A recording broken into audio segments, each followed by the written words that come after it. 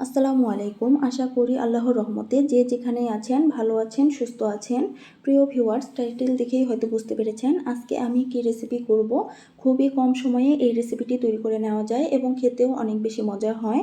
আজকে আমি তৈরি করে দেখাবো চেলা মাছের শুটকি ও কলমি শাকের ভুনা রেসিপি। যারা শুটকি প্রেমী আছেন তাদের কাছে তো এই রেসিপি ভালো লাগবেই, আর যারা একদমই শুটকি পছন্দ করেন না বা খেতে চান না তারাও একবার এভাবে তৈরি করবেন। আশা করি আপনাদের কাছেও ভালো লাগবে। রান্নার জন্য প্রথমেই আমি এখানে চেলা মাছের শুটকি নিয়েছি।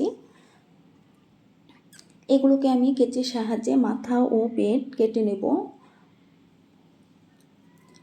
প্রিয় ভিউয়ার্স, আশা করি ভিডিওতে একটা লাইক দিয়ে দেখা শুরু করবেন এবং শেষ পর্যন্ত থাকবেন। শুটকি মাছে অনেক বেশি ময়লা এবং আইস থাকে, এগুলোকে ভালোভাবে পরিষ্কার করে নিতে হবে। এর জন্য প্রথমে আমি পেটটা কেটে ফেলে দিচ্ছি, যাতে পেটে যে ময়লাটা থাকে সেটা আর না থাকে। আর হাতের সাহায্যে আমি দেখিয়ে দিচ্ছি শুটকি মাছের আইসগুলো কেমন থাকে।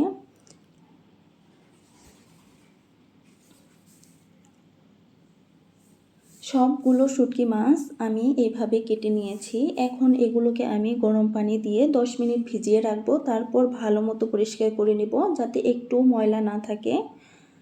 কড়াইয়ে আমি পরিমাণ মতো তেল দিয়ে এখানে আমি দিয়ে দেব পেঁয়াজ কুচি, দিয়ে দেব রসুন কুচি।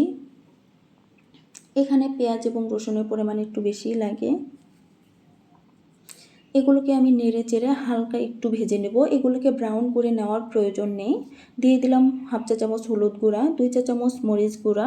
ঝালটা আপনারা আপনাদের ইচ্ছা অনুযায়ী দিয়ে দেবেন, যে যেমন ঝাল খেতে পছন্দ করেন। তবে শুটকি মাছে একটু ঝাল হলেই বেশি ভালো লাগে। দিয়ে দিয়েছি ধনিয়া গুঁড়া, দিয়েছি স্বাদমতো লবণ, আর এখন আমি অল্প একটু পানি দিয়ে এগুলোকে নেড়ে চেড়ে ভালো মতো কষিয়ে নেব। তার আগে এখানে আমি শুটকি মাছগুলো দিয়ে দিলাম। শুটকি মাছ পরিষ্কার করার পর আমি একটু থেতলে নিয়েছি শিলপাটায়, এগুলো দিয়ে দিয়েছি। মশলার সাথে আমি শুটকি মাছটাকেও কষিয়ে নেব। আমার শুটকি মাছ কষানো হয়ে গেছে। এখন আমি এখানে দিয়ে দিলাম কুচি করে নেওয়া কলমি শাক। এগুলো আমি ভালোভাবে পরিষ্কার করে ধুয়ে নিয়েছি। এই নেড়ে চেড়ে আমি ঢাকনা দিয়ে ঢেকে কষিয়ে নেব। শুটকি মাছ বেশি সময় রান্না করার দরকার নেই, কারণ শাকও তাড়াতাড়ি সেদ্ধ হয়ে যাবে। আবার শুটকি মাছটাও আমি থেতলে নিয়েছি, এজন্য কষানোর সময় ওটা ভালোভাবে হয়ে গেছে। অল্প একটু পানি দিয়ে দিলাম। এই রেসিপিটি এত বেশি মজা হয়, যারা খেয়ে দেখেছেন তারা হয়তো জানেন, আর যারা কখনো খেয়ে দেখেননি বা কীভাবে করতে হয় জানেন না, এই রেসিপি ফলো করে বাসায় একবার তৈরি করবেন। আশা করি খেয়ে অনেক মজা পাবেন আর পরিবারের সবাই খুব পছন্দ করবে। আমার এই রেসিপিটি কিন্তু প্রায় হয়ে এসেছে। পানিটা একদম আমি শুকিয়ে নেব। যেমনটা আমি বলেছিলাম আমি কলমি শাক এবং চেলা মাছের শুটকি ভুনা করব, ঠিক সেরকম আমি পানিটা একদম শুকিয়ে নিয়েছি। এখানে তেলটা উপরে ভেসে এসেছে, তার মানে আমার এই রেসিপিটা একদম কমপ্লিট হয়ে গেছে।